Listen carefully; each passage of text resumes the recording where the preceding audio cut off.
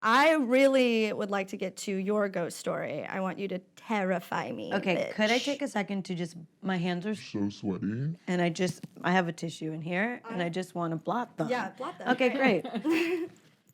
Great. I'm connecting to audience.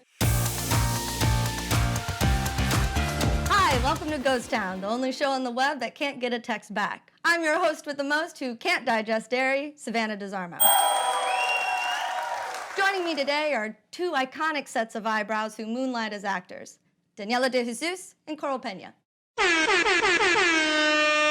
So I was shooting a show in Atlanta, and this guy slid into my DMs.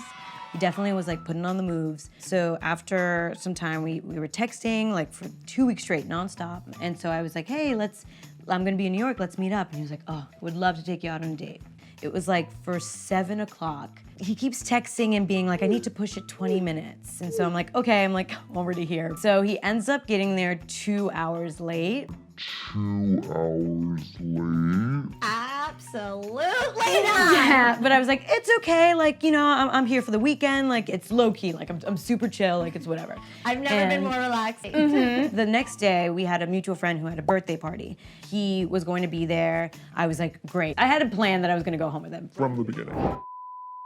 And now we're gonna do a round of Q and When Hamlet saw the ghost of his father, he went slowly mad over the course of 5 acts. When I saw a man who ghosted me on the Upper West Side, what did I do? A, remained calm. It's chill.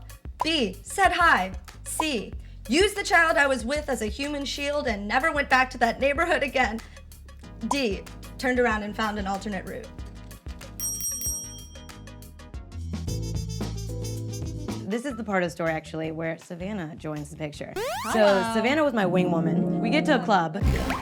I see him, says hi to me, gives me a hug, and then starts like disappearing. He keeps talking to other girls in front of me. At this point, like, I also was like, drinks deep, like a lot of drinks deep. I like approached him first time. I was like, it's really weird that you're like talking to girls in front of me. Like, you literally invited me here. Like, you keep texting me. Like, it's weird. And he's like, oh, it's not like that. It's not like that. And I was like, Okay, I think it's like that, but fine. as the drinks keep happening in the night, I go up to his best friend and I'm like, oh, does really like me? He's like, No, he likes you so much. Like, he's like never liked a girl this much. and I was like, chill. And so I grabbed my phone. Yo. First of all, I started with yo, fuck me or no, question mark. He said, it ain't like that. And I went, okay. Looks at it, she goes, okay. Drags me, takes all of our coats, and like literally huddles me out of the club. Like, no one saw me disappear. Our two small bodies kind of just lifted up by everybody in the club. And we just like scuttled out of the club. Yeah. At this point, I was like, Very, very, very drunk. I came to New York and like there's this guy and he's so cute. And Savannah was like, it's fine, like I think you need to drink water. There were stairs to the bathroom, the steepest stairs I've ever come across in my whole entire life. First step in, I go flying down the stairs, and people were coming up the stairs, and I was polite enough to move out of the way so they can continue to walk up the stairs, but I kept soaring. I fully go down like a bobsledder. I reach out to her and I'm like, please help me. Please help me. And somehow in reaching back for her on the top of the stairs, I flip myself over and I'm going like this down the rest of the stairs. And then I like immediately, woo! And I get up and I like go to the bathroom and then I puke and I start crying. Going stomach side probably was the most efficient way to get down the stairs. Was it? Yes. You're an athlete. Thank you. If someone made a biopic of your life, who would be the white lady to play the stairs? Frances McDormand. Love that. After I ended up with my first big bruise ever, it looks like Iceland on its side. It was so similar that it made me feel like you had studied the shape of Iceland. And the next day I was like, oh, totally not like me, dude. Like, I don't do that. And then he like didn't respond. He like kept not responding. And I was like, okay, it's weird. Like this dude was like all over me.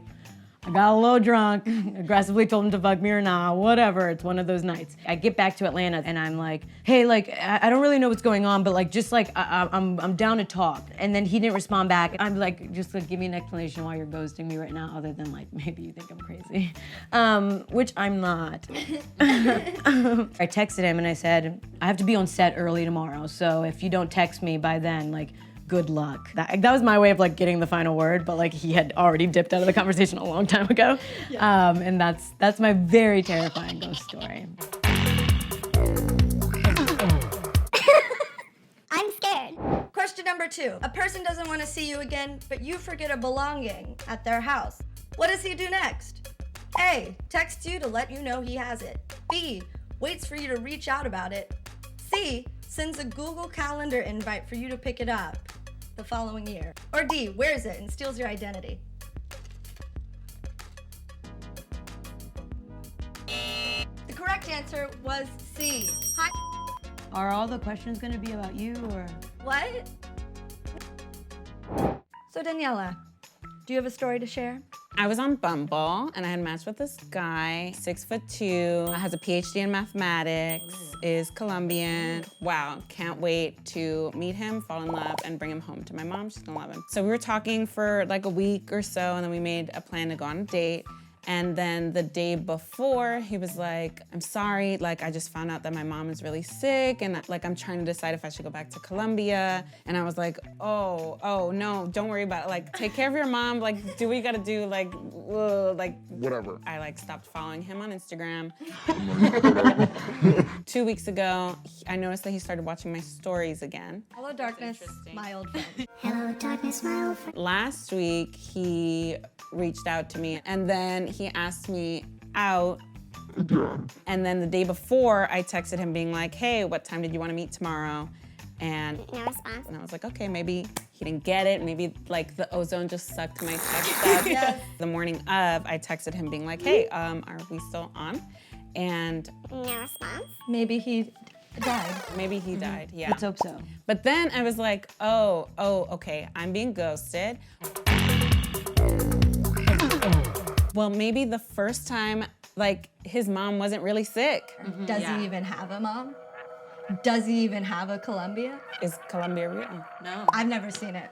So this whole story to my mom, she was like, oh, Danny, you know what you should do? And I've seen it on TV, and you don't have to do it by yourself. Actually, I recommend that you don't do it by yourself. There are like these mini dates, and they're like 5 minutes, and it's like a group of people, and you just go like boom, boom, boom. And then she texted me like 2 hours later being like, oh, Danny, by the way, what I was telling you about, it's called speed dating. And she's like, and they have them in really nice places, really nice bars and restaurants. And I was like, Have you ever been to a bar or a restaurant? Only clubs. Have you heard from him since? No. No. Is he blocked? He's not blocked. I don't really block anybody unless they, Harass me. because I also want him to see that I'm living like Yeah, your best life. my best life. When someone ghosts me after my birthday and then follows up on the next birthday of mine saying we should hang, is he A, a bitch?